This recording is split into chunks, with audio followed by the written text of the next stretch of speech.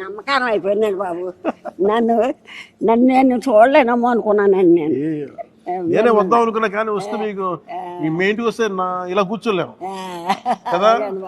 Actual వద్దాం అనుకున్నా ఈరోజు, కానీ నేను వస్తే మొత్తం గోల అయిపోద్ది, మీకు ఇల్లు మళ్ళీ ఇబ్బంది అయిపోద్ది అని చెప్పి సరే మామగారు పిలుచుకుందాం.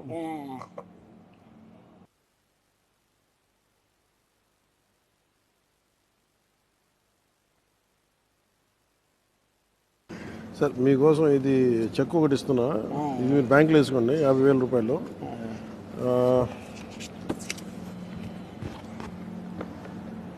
ఇదేమో మీకు చీర, ఇందులో ఒక 50,000 క్యాష్ ఉంది. మీరు 80,000 ఇల్లు కట్టాలని ఏదైనా కట్టాలని అవసరం చేసి పెడతాను ఇంకా మీకు. ఇందులో పెట్టేనా ఈ రెండు?